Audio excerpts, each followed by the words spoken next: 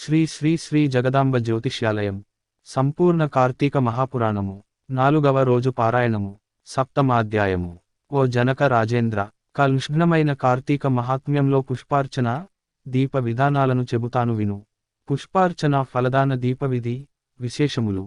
ఈ కార్తీక మాసములో కమలనాభుడైన శ్రీహరిని కమలాలచే పూజించటం వలన కమలాసని అయిన లక్ష్మీదేవి ఆ భక్తుల ఇండ్ల స్థిరావాసం ఏర్పరచుకుంటుంది. తులసీ దళాలతో గాని, జాజి పువ్వులతో గాని, మారేడు దళాలతో గాని పూజించేవారు తిరిగి ఈ భూమిపై జన్మించరు. ఎవరైతే ఈ కార్తీకములో భక్తియుతులైన పండ్లను దానము చేస్తారో వారి పాపాలు సూర్యోదయానికి చీకట్లవలె చెదరిపోతాయి. ఉసిరి చెట్టు కింద విష్ణువును ఉసిరికాయలతో పూజించే వారిని తేరిజూడడానికి యమునికి కూడా శక్తి చాలదు. కార్తీకములో ఎవరైతే సాలగ్రామాన్ని తులసీదళాలతో పూజిస్తారో వారికి మించిన ధన్యులెవరూ ఉండరనడం అతిశయోక్తి కాదు. బ్రాహ్మణ సమేతులై ఉసిరి చెట్టు ఉన్న తోటలో వనభోజనమును చేసేవారి మహాపాతకాలు సైతము మట్టిగలసిపోతాయి. బ్రాహ్మణ సమేతులై ఉసిరి చెట్టు కింద సాలగ్రామ పూజ చేసేవారు వైకుంఠాన్ని పొంది విష్ణువు వలె ఆనందిస్తారు. ఎవరైతే కార్తీక మాసములో విష్ణువాలయములో మామిడాకుల తోరణం కడతారో వాళ్ళు పరమపదాన్ని పొందుతారు. పువ్వులతో గాని, అరటి స్తంభాలతో గాని మండపము కట్టినవాళ్లు వైకుంఠములో విష్ణువు సామీప్యాన్ని పొందుతారు. ఒక్కసారైనా శ్రీహరికి సాష్టాంగ దండప్రణామమును చేసిన వాళ్ళు అశ్వమేధ పుణ్యవంతులవుతారు. విష్ణువునకెదురుగా జప, హోమ దేవతార్చనలు చేసేవాళ్లు పితరులతో సహా వైకుంఠానికి వెళ్లి సుఖిస్తారు. స్నానము చేసి తడిబట్టలతోనున్న వానికి పొడిబట్టని దానము చేసిన వాడు 10,000 అశ్వమేధాల ఫలాన్ని పొందుతాడు. ఆలయ శిఖరముపై ధ్వజారోహణము చేసిన వారి పాపాలు గాలికి పుష్పము పరాగము వలె ఎగిరిపోతాయి. నల్లని లేదా తెల్లని అవిసెపూలతో హరిపూజను చేసిన వారికి 10,000 యజ్ఞాల ఫలితము ప్రాప్తిస్తుంది. కార్తీక మాసమందు ఏ స్త్రీ అయితే బృందావనాన గోమయంతో అలికి పంచరంగులతోనూ శంఖ, పద్మ, స్వస్తికాదిరంగ వల్లులను తీరుస్తుందో ఆమె విష్ణువుకు ప్రియురాలవుతుంది. విష్ణు సన్నిధిలో నందా దీపాన్ని ఆర్పించడం వలన కలిగే పుణ్యాన్ని వేయినోళ్ల అధిశేషుడైనా పొగడలేడు. ఈ కార్తీకమాసములో శివుని జిల్లేడు పూలతో పూజించినవాడు దీర్ఘివై అంత్యాన మోక్షాన్ని పొందుతాడు. విష్ణువాలయములో మండపాన్ని అలంకరించినవారు హరి మందిరములో చిరస్థాయిగా ఉంటారు. హరిని మల్లెపువ్వులతో పూజించిన వారి పాపాలు సర్వనాశనమైపోతాయి. తులసీ గంధముతో సాలగ్రామ పూజను చేసిన వారు వైకుంఠాన్ని పొందుతారు. విష్ణు సన్నిధిలో నాట్యమును చేసిన వారి యొక్క పూర్వసంచిత పాపాలన్నీ నాశనమైపోతాయి. భక్తియుక్తులై అన్నదానమును చేసే వారి పాపాలు గాలికి మంచుతునకలలా ఎగిరిపోతాయి. ప్రత్యేకించి కార్తీక మాసములో నువ్వుల దానము, మహానదీ స్నానము, బ్రహ్మపత్ర భోజనము, అన్నదానము ఈ 4 ఆచరించడం ధర్మముగా చెప్పబడుతూ ఉంది. స్నానదానాదులను నాచరింపని వారు, లోబి అయి యథాశక్తిగా చేయని వారు 100 జన్మలు కుక్కగా పుట్టి తదుపరి 100 పుట్టుకలు సునకయోనిని జన్మిస్తారు. కార్తీక మాసములో శ్రీహరిని కదంబ పుష్పాలతో పూజించిన వారు సూర్యమండలాన్ని భేదించుకుని స్వర్గానికి వెడతారు. పద్మాలతో పూజించిన వారు చిరకాలము సూర్యమండలములోనే నివసిస్తారు. ఓ జనక మహారాజా, కార్తీక మాసములో ఎవరైతే అవిసె పువ్వుల మాలికలతో శ్రీహరిని పూజిస్తారో వారు స్వర్గధిపతులవుతారు. మాల్యములు, తులసీదళాలతో విష్ణువును పూజించే వనితలు వైకుంఠాన్ని పొందుతారు. ఇంకొక సూక్ష్మాన్ని చెబుతాను విను, అశక్తులైన వాళ్ళు. శ్లో కార్తీకే భానువారేతు స్నానకర్మ సమాచరేత్. మాస స్నానేన యత్సున్యం తత్పుణ్యం లతే నృప. శ్లో ఆద్యంతియే తిథౌ మధ్యమే చ దినే యః స్నానమాచరేత్. మాస స్నాన ఫలం తేన లభ్యతే నాత్ర సంశయ. కార్తీక మాసంలో ఆదివారం నాడు లేదా శుక్ల పాడ్యమి నాడు గాని, పూర్ణమనాడు గాని, అమావ్యానాడు గాని సంకల్పరహితముగా ప్రాతఃస్నానం ఆచరించడం వలన కూడా ఆ మాసమంతా స్నానము చేసిన పుణ్యం లభిస్తుంది. ఆ పాటి శక్తి కూడా లేని వాళ్ళు కార్తీక మాసము నెల రోజులు ఈ సంపూర్ణ కార్తీక మహాపురాణాన్ని చదివినా, వినినా కూడా స్నానఫలాన్ని పొందుతారు. ఇది కేవలం ఆసక్తులకే సుమ. మహీష, కార్తీక మాసములో ఇతరులు వెలిగించిన దీపాలను చూసి ఆనందించేవారి పాపాలు నశించిపోతాయి. కార్తీక మాసము విష్ణు పూజార్థమై ఇతరులకు సహకరించేవారు స్వర్గాన్ని పొందుతారు. తాము స్వయంగా సంకల్పపూర్వకముగా విష్ణువును పూజించేవాళ్లు అవ్యయ పదాన్ని పొందుతారు. కార్తీక మాసము సాయంకాలాలలో దేవాలయాలలో శివ, విష్ణు స్తోత్రాలను పఠించేవారు కొంతకాలము స్వర్గలోకములో ఉండి అనంతరము ధ్రువలోకాన్ని పొందుతారు. ఇలా ప్రతి కార్తీక మాసములో ఎవరైతే హరిహరులను స్మరించకుండా ఉంటారో వాళ్ళు 7 జన్మలపాటు నక్కలుగా పుడతారనడంలో ఏమీ సందేహము లేదు. సప్తమధ్యాయ సమాప్త.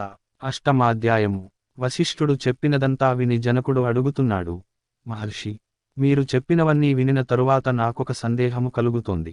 వర్ణసాంకర్యాది మహాపాపాలను చేసిన దుర్జనులు వేదత్రయోక్తాలైన ప్రాయశ్చిత్తాలను చేసుకొననిదే పరిశుద్ధులు కారు అని సమస్త ధర్మశాస్త్రాలలోనూ ఘోషిస్తుండగా, కేవలం కార్తీక వ్రతాచరణ ధర్మలేశము చేతనే సమస్త పాపాలు హరించుకుని పోయి వైకుంఠాన్ని పొందుతారని చెప్పడంలోని మర్మమేమిటి? ఇది ఎలా సంభవం?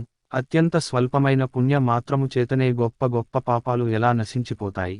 గండ్రగొడ్డళ్లతో కూడా కూలనేయ సాధ్యముగాని మహాపర్వతాన్ని కేవలము కొనవ్రేలి గోటితో కూల్చడము సాధ్యమవుతుందా? అగ్ని దగ్ధమవుతున్న ఇంటిలో ఉన్నవాడు ఆ మంట మీద పురుషుడు నీళ్లు జల్లినంత మాత్రాన అగ్ని ప్రమాదము తొలగిపోతుందా? ఏ మహానదీ ప్రవాహములోనో కొట్టుకుని పోయే వారిని ఓ పాటి గడ్డిపరక గట్టుకు చేర్చగలుగుతుందా? తనకు తానై కొండచర్యలలోని ఏ లతాసూత్రాన్నే పట్టుకున్నంత మాత్రము చేతనే నదీపాత వేగాన్నుంచి సంరక్షించబడతాడా? వశిష్ఠ, ఈ విధమైన దృష్టాంతాల రీత్యా మహాపాపులైన వాళ్ళు సహితము అతి స్వల్ప కార్యమైన కార్తీక వ్రతాచరణము వలన పాపరహితులు, పుణ్యాత్ములు ఎలా అవుతారు?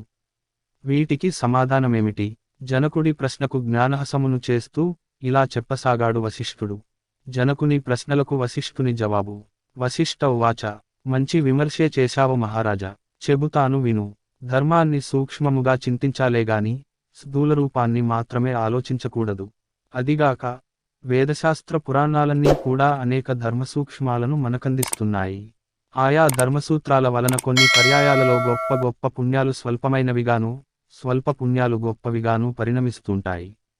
ధర్మాలన్నీ గుణత్రయముతో కూడుకుని స్వల్ప నల్పతలను సిద్ధింపచేసుకుంటాయి. మూల ప్రకృతి అయిన మహామాయ కారణంగా సత్వరజస్తమస్సులనే 3 గుణాలు కూడా ఏర్పడ్డాయి. వీటిలో సత్వగుణ ప్రధానమైనవి ధర్మసూక్ష్మాలు. కర్మకాండ, తపస్సు, ప్రాయశ్చిత్తాలన్నీ కూడా రజోగుణం వలన ఏర్పడ్డాయి.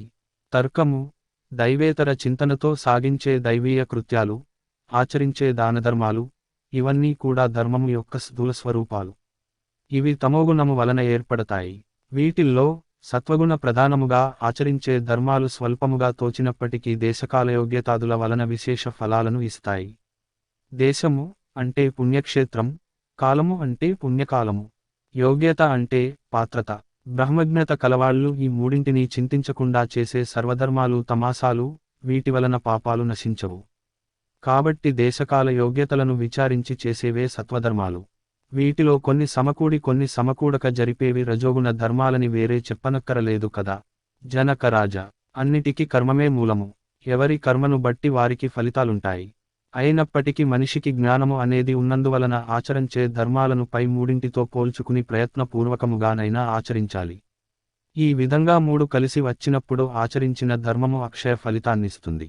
రాజా, పర్వతమంత ఎత్తు కట్టెలను పేర్చి వాటి మధ్య గురివింద గింజంత అగ్నికణాన్ని ఉంచితే ఆ అగ్నికణము ఆ కట్టెలనెలా కాల్చివేయగలుగుతుందో, సువిశాలమైన నట్టింట పెట్టిన నలుసంత దీపము ఆ ఇంటి చీకట్లనెలా తొలగిస్తుందో, గుండిగెడు మురికి నీళ్లను ఒక్క ఇండుపగింజ ఎలా శుభ్రపరుస్తుందో, అదే విధంగా తెలిసిగాని తెలియకగాని పుణ్యకాలములో పుణ్యక్షేత్రములో పుణ్యమూర్తుల వలన ఆచరించే ధర్మము అనంత పాపాలను దగ్ధం చేసి మోక్షానికి మార్గాన్ని వేస్తుంది. ఇందుకుదాహరణగా ఒక కథ చెబుతాను విను. అజామిలోపాఖ్యానము. బహుకాలం పూర్వం కన్యాకుబ్జక్షేత్రవాసి సార్ధక నామధేయుడునైన సత్యనిష్ఠుడనే బ్రాహ్మణునికి అజామీలుడనే కుమారుడుండేవాడు. వాడు పరమ దురాచారుడు, దాసీ సాంగత్యపరుడు, హింసాప్రియుడుగా ఉండేవాడు. సాటి బ్రాహ్మణ గృహములోని ఒకానొక దాడితో సాంగత్యమును పెట్టుకుని తల్లిదండ్రులను మీరి ఆ దాసీ దానితోనే భోజన శయానాదులన్నిటినీ నిర్వర్తిస్తూ కామాంధుడై వైదిక కర్మలన్నింటినీ విడచిపెట్టి కేవల కామాసక్తుడై ప్రవర్తించసాగాడు. తద్వారా బంధువులంతా అతనిని వదిలివేశారు. కులము వాళ్ళు వెలివేశారు. అందువలన ఇల్లు వదిలిపెట్టి పోవలసి వచ్చిన అజామిలుడు చండాలపువాడలోని ఒకానొక దాసీ దానితో కాపురము పెట్టి కుక్కలను మృగాలను ఉచ్చులు వేసి పట్టుకునే వృత్తితో బతికకే జనాలలో లీనమై మధుమాంస సేవనాలోలుడై కాలమును గడపసాగాడు. ఇలా ఉండగా ఒకనాడతని ప్రియురాలైన దాసీది కళ్ళు తాగడం కోసం తాడిచెట్టునెక్కి కమ్మ విరగడం వలన క్రిందపడి మరణించింది. అజామిలుడు అమితంగా దుఃఖించాడు.